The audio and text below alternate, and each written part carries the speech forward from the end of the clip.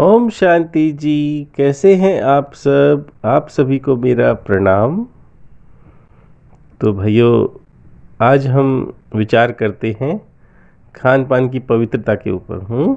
जिस प्रकार कहा गया है, जैसा अन्न वैसा मन, जैसा पानी वैसी वाणी, जैसी वायु वैसे विचार, जैसी दृष्टि वैसी ही सृष्टि। जैसा संग और वैसा ही रंग। तो भाइयों, आज हम इस पर विचार करते हैं कि जैसा अन्न वैसा मन। तो भाइयों, मन तो इंद्रियों का राजा है। और बुद्धि जो इंद्रियों के द्वारा जो कार्य कराएगी वही तो इंद्रियां करेगी ना। फिर मन भी वैसा बन जाएगा जैसा कार्य हुआ। यानी कि जैसी क्रिया हुई, फिर स्मृति में रिकॉर्डिंग भी वैसी ही होगी। फिर संस्कार भी वैसे ही बन जाएंगे। तो फिर प्रारब्ध भी वैसा ही होगा। तो हमें अपनी बुद्धि पर कंट्रोल करना है जी। तो बुद्धि शुद्ध कैसे हो जी? सोचिए भैया। तो बुद्धि तो शुद्ध भोजन के आहार से ही हो सकती है जी। जैसा आहार होगा वैसी बुद्धि बनेगी। यदि हम नॉनवेज या प्याज लहसुन खाएंगे तो हम उत्तेजित बनेंगे, हमारे अंदर उत्तेजना आएगी, हम तामसिक बनेंगे, यानी कि अज्ञानी बनेंगे, अंधकार की ओर जाएंगे। और सही गलत में हमें निर्णय नहीं कर पाएंगे। जैसे कि आज संसार में हो रहा है।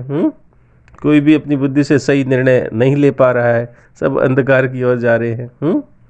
आज अपनी तृष्णा के कारण आज देखिए विश्व में क्या हो रहा है। क्यों भाइयों, कितना हिंसा हो रही है, कितना अत्याचार हो रहा है, क्या क्या हो रहा है। आज निर्दोष पशुओं को, जानवरों को, पक्षियों को, बेचारे बच्चों को मार मार कर खाया जा रहा है। जिसकी वजह से आज पर्यावरण कितना दूषित होता जा रहा है, आप सोचिए भाइयों। नॉनवेज से तो 10 गुना पॉल्यूशन होता है। यानी कि यदि आप वेज बनाते हैं तो पॉल्यूशन नहीं होता, और नॉनवेज पकाने से तो 10 गुना ज़्यादा पॉल्यूशन होता है वायुमंडल में जी।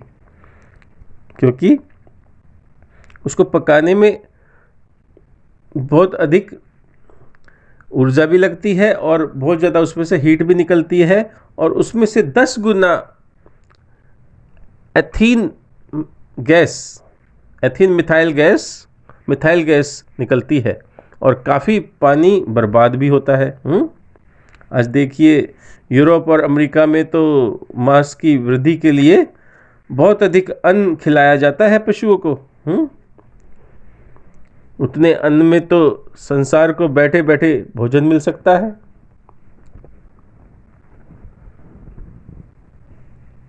और आज इसी वजह से गरीब भूखे रह जाते हैं। 1 किलो मांस के लिए पशु को 100 किलो अन्न खिलाया जाता है भाइयों। जबकि मांस में तो कोई स्वाद भी नहीं होता। जबकि उसमें तो सिर्फ मसालों का ही स्वाद होता है। वही स्वाद को आप सब्जियों में भी मिल सकता है यदि आप चाहें। तो वो जो स्वाद आपने नॉनवेज में देखा है वही स्वाद सब्जियों में भी आ सकता है। उसमें सिर्फ मसाले का ही तो स्वाद है। यदि आप वही मसाले सब्जियों में प्रयोग करें तो आप देखिए कितना अच्छे से वो भी बन जाएंगे वैसे ही। तो पशुओं को, जीवों को, पक्षियों को अपने भोजन के लिए मारना क्या मानवता है भाइयों? सोचिए, क्या शोभा देता है इंसान को? मनुष्य को, जिसे मानव कहा गया है, जिसके अंदर मानवता होनी चाहिए, आज वो देखिए हैवान बना हुआ है, राक्षस बना हुआ है। क्या ये शोभा देता है आपको? खाना खिलाना मारना। आजकल कत्ल खानों में जाकर देखिए कैसी यातनाएं, कैसी पीड़ा देकर पशुओं को मारा जाता है। सोचिए, सोच के भी आंसू आ जाते हैं। देख कर भी रोना आ जाएगा। यदि कोई देखेगा तो उसे रोना आ जाएगा। वो सीन यदि कोई देखेगा तो उसकी आत्मा कभी नहीं कहेगी कि मैं नॉनवेज खाऊं या किसी को खिलाऊं। जो गौ माता हमें अमृत जैसा दूध देती हो, हमें जीने के लिए शक्ति देती हो, हमारी पालना करती हो, आज उसी के खून के प्यासे हो गए हम। जो आपकी माँ है, जो आपको जन्म देती है, जो सिर्फ आपको 1 वर्ष या 6 महीने ही दूध पिलाती है, उसके तो आप उम्र भर पैर छूते हैं। और एक ये माँ है जो पूरी उम्र आपको दूध पिलाकर तंदुरुस्त रखती है, और उसी का आप खून पीते हो, उसी को मारते हो, उसी का मांस खाते हो। शर्म नहीं आती? आज का इंसान मांस खाने को तो कहता है कि मैं प्रोटीन खा रहा हूँ, यानी कि प्रोटीन के बहाने से वो मांस को खाता है, जबकि प्रोटीन तो सबसे ज़्यादा मटर में, सोया में, दालों में मिलता है, सब्जियों में मिलता है। और जबकि उनको उगाने में तो पानी भी बहुत कम लगता है। जबकि ये तो वायुमंडल को भी ऑक्सीजन देते हैं और कितना शुद्ध भी करते हैं। आज साइंस भी कहती है जितनी मौतें शराब, तम्बाकू या कैंसर से नहीं होती, जितनी की नॉनवेज खाने से होती है। जी, आज heart attack, corona, BP, Castrol, मोटापा, शुगर, डिप्रेशन, गुस्सा, अहंकार, द्वेष सब नॉनवेज से होता है। और वेज खाने से हमारा बीमारियों से कितना बचाव होता है। आप सोचिए, पर्यावरण कितना शुद्ध होता है, कितना कूल रहता है, शांति रहती है, मन में भी शांति रहती है। जबकि मांसाहार से वायुमंडल कितना दूषित और कितना गर्म हो जाता है, जिसकी वजह से प्रकृति में बदलाव आते हैं तरह तरह के, जैसे सुनामी आती है, बाढ़ आती है, भूकंप आता है, आदि आदि बहुत सारी क्लाइमेटीज आती हैं। आप सोचिए, जो लाश को खा जाए क्या वो इंसान है? क्या पेट तुम्हारा कब्रिस्तान है? आप सोचो भाइयों। आंखें कितना रोती थी जब उंगली अपनी जलती थी। सोचिए बचपन में, आंखें कितना रोती थी जब उंगली अपनी जलती थी या कटती थी। और आप उनके मांस को भून भून कर खाते हैं, उनके अंगों को भून भून के खाते हैं। क्या इंसान आज इतना हैवान बन गया है, उससे जरा सी भी शर्म नहीं आती है? वो भी तो आप सोचिए, जो जान आपके अंदर है वही जान तो उसके अंदर है। आपको भी तो कभी उस योनि में आना है, और आप भी तो उस योनि में से आ जाकर के इंसान बने हैं। क्या आपको वो दुख याद नहीं आता है? जो जीव कुछ बोल भी नहीं सकता, कुछ कह भी नहीं सकता, उसकी हाय उसमें कितना निकलती है।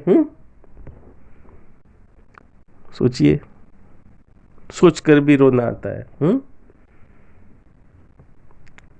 आप सोचो, पशुओं के तन पर जब आरी चलती है तो कितनी पीड़ा होती है उन्हें, कितना दुख होता है। आज का पशु कितना लाचार है बेचारा, बचने की कोई राह नहीं है। और बिरयानी खाने से पहले उसकी चीख तो सुन लो भाई। बिरयानी खाने से पहले उस जीव की चीख तो सुन लो। सबको चिकन बिरयानी और न जाने क्या क्या बिरयानी चाहिए। यदि उसकी चीख सुन लेंगे, उसको मारते हुए देख लेंगे ना, तो बिरयानी नहीं खा पाएंगे आप। एक समय था जब मूलकंद खाने वालों से मांसाहारी डरा करते थे, याद है कुछ? अब पुराने समय में जाइए, जो राम राज्य था, श्री राम का राज्य था, श्री राम जब 14 वर्ष के लिए वनवास गए थे तो वहाँ क्या मिलता था? मूलकंद, फल, यही सब था, सब्जियाँ, वही खाते थे। मगर याद है उनसे राक्षस कितना डरते थे, वेश बदल बदल के उनके सामने आते थे, हिम्मत भी नहीं थी सामने आने की। कितना डरते थे, सोचिए, पूरी राक्षस जाति पूरा डरती थी। परशुराम जी थे, पूरा ब्रह्मांड डरता था राक्षसों का, सब डरते थे उनसे। क्या वो मांस खाते थे? कभी नहीं। कितने वीर पैदा हुए हैं, कोई भी मांस नहीं खाता था। पांडव थे, वो भी मांस नहीं खाते थे, पूरी कौरव सेना को मार डाला था। सोचिए, क्या उनमें शक्ति नहीं थी? क्या वो प्रोटीन नहीं खाते थे? या प्रोटीन स्पेशल आप ही खाते हैं? आज के युग में देखिए क्या हो रहा है भाइयों, आज राम ही रावण बन रहा है, यानी आज का राम रावण बन रहा है, और उस समय का राम देवता था। वो असली मानव थे, उनके अंदर मानवता थी, मर्यादा थी। आप उनको याद कीजिए, क्या उनके जैसे गुण ला पाए? मंदिर तो खूब बनाते हैं उनके, क्या उनके आप धारणा ला पाए? उनके जैसे गुण ला पाए? जय श्री राम के नारे तो खूब लगाते हो, क्या उनके जैसे बन पाए? सोचिए, कोई नहीं ला पाया। कोई बदलाव नहीं है। तो भाइयों, नाम लेने से पहले गुण को धारण करो। जब धारणा आएगी तुम्हारे अंदर, तभी तो उनका कार्य करोगे, तो आपको शोभा देगा। तो राम भी खुश होंगे। जो घट घट में के राम कहलाते हैं, जो घट घट के वासी हैं, कण कण में जो व्यापक है, उनको याद करो। जरा सोचो, जरा विचार करो भाइयों। कण कण में परमात्मा तुम्हें वॉच कर रहे हैं, देख रहे हैं। कर्मों का फल यहीं मिलता है, कहीं और नहीं। यहीं तुम्हें फल मिलेगा। आप सोचिएगा, जरा सोचो, विचार करो। आप सोचिए, जो भी नॉनवेज खाता है उसके एटम्स में रिकॉर्डिंग आ जाती है। किसकी? जीव की। जीव जो कट रहा है, जल रहा है, जो मर रहा है, उसकी हाय उसमें रिकॉर्ड हो जाती है। और रिकॉर्ड होने के बाद जब आप उस एटम को, यानी उस मांस के टुकड़े को पका लो या जो भी कर लो, उसके बाद जब खाते हो और अंदर पचाते हो, जब वो आपकी बॉडी में जाता है, तो उसकी जो रिकॉर्डिंग हाय हाय और पीड़ा, वो आपके अंदर सेव हो जाती है, रिकॉर्ड हो जाती है। उसकी रिकॉर्डिंग आप में चली जाती है। फिर जब आप उसको पचा लेते हैं अपनी बॉडी में, तो आप सोचिए फिर क्या होता है। वही रिकॉर्डिंग आपको बीमारियों के रूप में उत्पन्न होती है, कण कण में, आपकी बॉडी में। न जाने कितने जन्म तक वो आपको बीमारियां देती है। कैंसर क्या है? ये दूसरे जन्म से आया हुआ हमें कष्ट है। कैंसर, आप सोचिए, जो लोग सिगरेट भी नहीं पीते हैं, शराब भी नहीं पीते हैं, कुछ भी नहीं करते, उनको कैंसर क्यों हो जाता है? आप सोचिए, यही कारण है, क्योंकि उन्होंने किसी का दिल दुखाया है, पाप किया है, घृणा की है, द्वेष किया है, मारा है, तभी तो उसको कैंसर हुआ है। तो क्या आप कैंसर करवाना चाहते हैं? क्या हार्ट अटैक कराना चाहते हैं? या बीमार होकर तड़फ के मरना चाहते हैं? नहीं ना।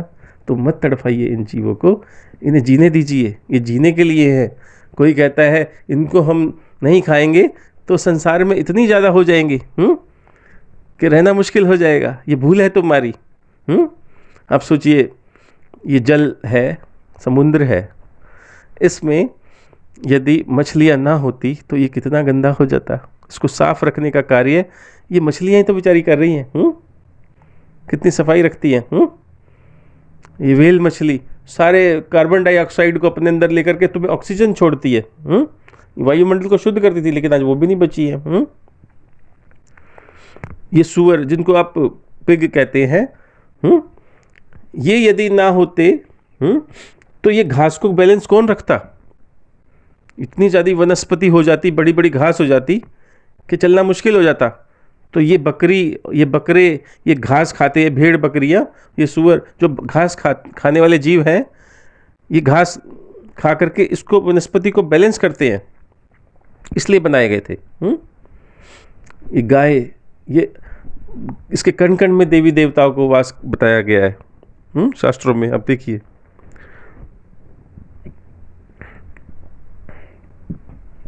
ये मानव की रक्षा के लिए, ये मानव को कितना पोषण करती है, कितनी एनर्जी देती है, दूध देती है, घी देती है, मक्खन देती है, क्या क्या नहीं देती है। और कितनी शांत, कितनी प्रिय, कितनी सुंदर। ज़रा सोचिए इसके लिए भी, इसको ऐसे ही मार देते हैं। ज़रा सोचो भाइयों, यदि ऐसे ही चलता रहेगा, एक दिन पशुओं की हाय है और पीड़ा मानव को नष्ट कर देगी भाइयों। यदि ऐसा ही चलता रहा तो एक दिन मानव को नष्ट कर देगी ये पीड़ा, और निर्दोष मनुष्य भी इस वजह से मारे जाएंगे, जो बेचारे कभी नहीं खाते, वो भी बेचारे पीड़ा से मारे जाएंगे। तभी कहा था मानव को अहिंसा परमो धर्म में। कहा है ना जैन धर्म में, महावीर स्वामी ने, अहिंसा परमो धर्म। अहिंसा परमो धर्म, वो किस लिए कहा है? सोचिए कि हमें अहिंसा नहीं करनी है, हिंसा नहीं करनी है, अहिंसा का पालन करना है। यदि हम हिंसा करेंगे तो क्या होगा? मानव जाति समाप्त हो जाएगी। जब हम धर्म की रक्षा नहीं करेंगे तो धर्म भी हमारी रक्षा नहीं करेगा। तो इस धर्म का पालन करो, अहिंसा का। हिंसा करोगे तो हिंसा तुम्हें मार देगी, अहिंसा करोगे अहिंसा तुम्हें शांति देगी, प्यार देगी, सुकून देगी, जीवन देगी। तो आज देखिए, मांस के कारण से मनुष्य कभी भी देश की उन्नति नहीं कर सकता। यदि आप सोचें कि मांस का व्यापार करूं, मैं काटूं, चमड़े का व्यापार करूं, मुझे बहुत फ़ायदा होगा, मैं इसको पका करके सर्व करूं, तो सोचिए इसमें सारे ही पापी बन रहे हैं। खाने वाला तो सबसे ज़्यादा पापी है, क्योंकि उसके लिए वो काट रहा है, बनाने वाला बना रहा है, सर्व वाला सर्व कर रहा है, और पीड़ा देने वाला उसको काट के पीड़ा दे रहा है। सारी चेन ही पाप की भागी है, लेकिन सबसे ज़्यादा पाप खाने वाले का है। यदि वो खाना छोड़ दे तो ये सारी चेन बंद हो जाए। सोचिए। तो तो हमेशा आप सोचिए, ये जो कार्य कर रहे हैं वो हमेशा दुखी ही रहेगा, भयभीत ही रहेगा, लड़ता ही रहेगा, और विनाश की ओर ही बढ़ता रहेगा। जो मानव हिंसा करेगा, काटेगा, मारेगा, पकाएगा, सर्व करेगा, या खिलाएगा या खाएगा, वो विनाश की ओर जाएगा और बढ़ता ही रहेगा। उसे कभी शांति भी नहीं मिलेगी। परमात्मा तो सोच दूर की बात है, उससे तो अपने बारे में भी नहीं पता लग पाएगा कि मैं कौन हूँ। वो हमेशा विचलित ही रहेगा। ना तो वो खुदा को जान पाएगा, ना खुद को जान पाएगा, और एक दिन आएगा तड़फ तड़फ कर मर जाएगा, और फिर 84 लाख योनियों में यूं ही भटकता रहेगा और दुख को पाता रहेगा। आप सोचिए। तो इसलिए कहा है, जैसा अन्न वैसा मन, और जैसा पानी वैसी वाणी। तो यदि आप पानी भी यदि गलत पिएंगे, उसको अंदर आप नशा डालकर या शराब वगैरह पिएंगे, तो वाणी भी वैसी निकलेगी, आपके मुख से गालियाँ निकलेगी। मीठे सुर तो निकलेगी नहीं, प्यार निकलेगा नहीं, द्वेष निकलेगा, गालियाँ निकलेगी, गंदगी ही निकलेगी। फिर कहा है, जैसी वायु वैसे विचार। तो आप सोचिए वायु क्या होती है। वायु का मतलब है जैसा वायुमंडल बनता है, जैसे उस वायुमंडल के अंदर लोग बैठे होते हैं। जैसे मान लो गाड़ी है, गाड़ी में 4 लोग आपके प्रवृत्ति वाले बैठे हैं जो शराब पी रहे हैं। तो गाड़ी के अंदर जो उनकी सांस गई, जो उनका ओरा गया, तो कैसा वायुमंडल बना? दूषित बना। और यदि पांचवा आदमी उसमें एक अच्छा इंसान बैठ जाए तो क्या होगा, वो चारों का असर पांचवे पे आ जाएगा, तो पांचवा भी उनके साथ वैसे ही बन जाएगा। नहीं भी बना तो दूसरों की नज़र में वो पांचवा भी वैसे ही कहलाएगा कि देखो शराबी जा रहे हैं। तो इसलिए कहा गया है जैसी वायु वैसे विचार। तो विचार कैसे आएंगे आप सोचिए, उनके अंदर खून करने के विचार आएंगे, और गलत करने के विचार आएंगे, मांस खाने के विचार आएंगे, गाली देने के विचार आएंगे, गलत करने के विचार आएंगे, पाप करने के विचार आएंगे, लूटने के विचार आएंगे, ऐश करने के विचार आएंगे, पता नहीं क्या क्या गंदे विचार आएंगे उनके अंदर। तो इसलिए कभी भी हमें ऐसे वायुमंडल में नहीं बैठना चाहिए जिस वायुमंडल में या जिस रूम में या जिस होटल में जिस कैफ़े में ये गलत कार्य चल रहा है, शराब चल रही है या बार में हमें नहीं जाना चाहिए। नहीं तो वहाँ पे जाएंगे तो हमें दूषित विचार ही आएंगे, क्योंकि हम हमारी आंखें दूषित हो गई है, हमारे स्पर्श क्रिया दूषित हो गई है, तो हमारी बुद्धि भी दूषित हो गई है, फिर मन भी दूषित हो गया है। तो दूषित मन होगा तो फिर विचार भी वैसे ही चलेंगे। फिर जैसी दृष्टि होगी तो वैसी सृष्टि होगी। यदि आपकी दृष्टि, आपकी आंखों ने कुछ गलत देखा है, यानी आपने कोई गलत वीडियो देखी है या कोई गलत कार्य होते हुए देखा है, तो आपकी दृष्टि फिर वैसी बनेगी। आप अच्छे इंसान को भी गलत नज़रों से देखने लगेंगे, वैसे ही दिखने लगेगा आपको। मान लो कोई बहन भाई भी सामने से आ रहे होंगे तो आपको गलत नज़र आएंगे। तो इसीलिए कहा गया है जैसी दृष्टि वैसी सृष्टि, सृष्टि भी वैसी बन जाएगी आपके लिए। फिर जैसा आपका संग होगा वैसा ही रंग होगा। मैंने बताया ना, जैसे आप मान लो शराबी या कबाबी के साथ बैठे होंगे तो वो रंग, उसका रंग आप पे चढ़ गया तो आपका रंग भी वैसे ही बन गया, तो सामने वाले की नज़र में आप भी वैसे ही कहलाएंगे। तो इसलिए हमें ये भी बचाव करना है कि हमें संग किसका करना है। यदि आप सोचिए किसी योगी महात्मा का आप संग करेंगे तो कैसा होगा, सोचिए। वाइट वस्त्रों में कोई देवता समान पुरुष आपके साथ हो और आप उसके साथ हैं, तो आप पे उसका रंग चढ़ता जाएगा, यानी कि उसकी खुशबू, उसकी महक, उसकी वाणी, उसकी पवित्रता आप पे चढ़ती जाएगी। सामने वाला यही कहेगा कि देखो पवित्र लोग आ रहे हैं, योगी लोग आ रहे हैं, आप भी बदल जाएंगे। तो इसलिए हमें बदलना है, ऐसा नहीं रहना है, क्योंकि इससे हम नरक की ओर जाते हैं। नरक कहीं और नहीं है, इस धरती पर ही है, हमें यहीं पर कर्म फल मिलेगा और भोगना पड़ेगा। सोचिए, और जब इंसान जब बड़ा हो जाता है इन कर्म को करते करते, लोग उससे नफरत करने लगते हैं, दूर हो जाते हैं। तो क्या वो फल जब मिलेगा तो क्या हालत होगी आपकी, आप सोचिए। सहन नहीं कर पाएंगे। प्याज लहसुन आप जो लोग खाते हैं, वो कितनी बदबू आती है उसमें, आप सोचिए। उसको तामसिक कहा गया है, इसीलिए नहीं उसको कहा गया है कि उसको खाइए, उसको दूषित माना गया है। कभी भी आपने देखा होगा भगवान का या देवी देवताओं का मंदिरों में भोग नहीं लगाते हैं उसका, क्योंकि उसमें से स्मेल आती है, बदबू आती है।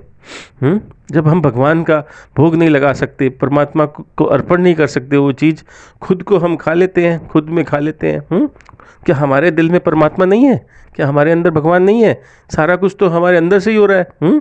आपके विचार भी अंदर से आ रहे हैं, बुद्धि भी अंदर से है, वाणी भी अंदर से है, सब कुछ अंदर से निकल रहा है। तो अंदर तो परमात्मा बैठे हैं ना, अंदर तो मन के अंदर मंदिर है ना, उसमें क्यों आप ये गलत चीज़ें डाल रहे हैं? जब आपके अंदर में गलत चीज़ें, बदबूदार चीज़ें जाएंगी, लहसुन प्याज, तो कितनी स्मेल आएगी अंदर से। अंदर फिर विचार भी वैसे ही होंगे, तामसिकता आएगी, जोश आएगा, गलत जोश जो गलत कार्य कराएगा। उत्तेजना आएगी, तामसिकता आएगी। तामसिक मन बन जाएगा। तामसिक मन बनने से क्या होता है, बुद्धि कार्य करना छोड़ देती है, मन ही कार्य करने लगता है। तो जो मन से कार्य होते हैं वो सफल कभी नहीं होते हैं। हमेशा बुद्धि से निर्णय लेकर के कार्य करना चाहिए। तो इसलिए तामसिक मन से यदि कार्य करोगे तो ऐसी होगा। तामसिक मन तो आप समझते जैसे कि कोई कार्य करना है, मान लो आपने, और आपका मन नहीं है करने का, तो आपने मन से ना कह दिया या मन मार के आपने वो कार्य कर दिया, क्या सफल होगा? कभी नहीं होगा। यदि बुद्धि से सचेत होकर के वो कार्य करेंगे तो भगवान भी आपके साथ होगा, और वो कार्य भी सफल होगा और अपने लक्ष्य को पाएंगे आप। यही लक्ष्य नहीं है हमारा खाना पीना और सो जाना। बहुत बड़े लक्ष्य आपको मिला है। अपने आप को जानना, ये सबसे बड़ा लक्ष्य आपको मिला है कि खुद को जानो कि तुम कौन हो। खुद को जानोगे जब भी तो खुदा को जानोगे, या खा पी के सो जाओगे और चले जाओगे इस संसार से। यही जीवन नहीं है, इसको जीना है। बड़े किस्मत से मिलता है हमें, बड़े दुख पाकर के ये हमें मनुष्य योनि मिली है। इसका भरपूर फायदा उठाओ भाइयों, जागो। और ये जातिवाद में ना पड़ो। हम मनुष्य जाति सब एक है। ये सब नकली धर्म जो हमने बना के मानव द्वारा निर्मित धर्म बनाए, ये सब मूर्खता है। हमारा सबका एक धर्म है, एक परमात्मा है। अपनी आत्मा के धर्म को मानो। जो धारणा करते हो वही तो धर्म है। जो आपका जमीर कहता है वही तो धर्म है। इसी धर्म को तो पूरी प्रकृति निभा रही है। धरती के अपना धर्म नहीं निभा रही है, सागर के अपना धर्म नहीं निभा रहा है, आसमान के अपना धर्म नहीं निभा रहा है। ये वायु सबको समान वायु दे रही है कि अपना धर्म नहीं निभा रही है। धरती कितना धर्म निभा रही है। आपको यदि उसने धारण किया है तो आपको भोजन भी दे रही है। आपको फल भी दे रही है, फूल भी दे रही है, हर चीज़ दे रही है, पका करके दे रही है खाने के लिए। जब चीज़ पक जाती है तभी तो आपके लिए खाने के योग्य बनती है। आप बोलते हो कि उसमें भी तो जीव है, ऐसा कुछ नहीं है। कच्चे में जीव होता है, पक्के में नहीं। जो पक जाता है वो आपके लिए है। पकने के बाद खाइए, हर चीज़ को पकने के बाद खाया जाता है।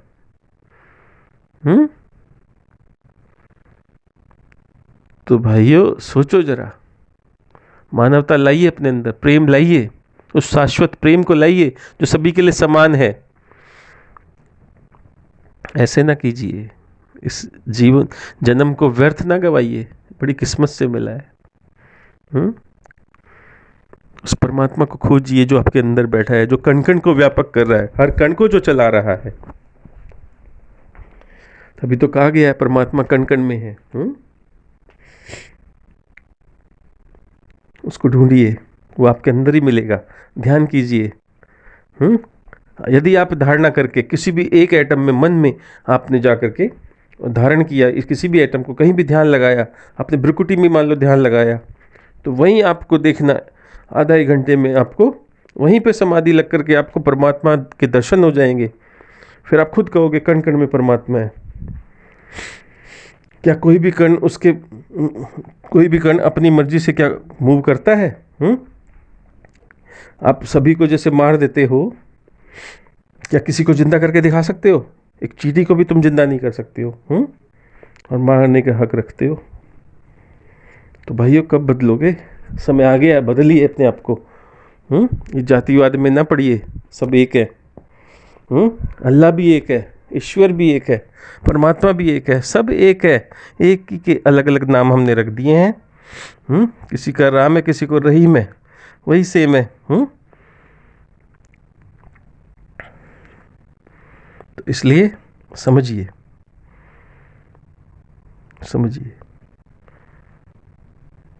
और जानिए। यही जान है। जान कहीं और से नहीं आता, अपने अंदर से आता है। अपने जमीर को, अपनी आत्मा को टटोलिए। जी भाई प्रणाम।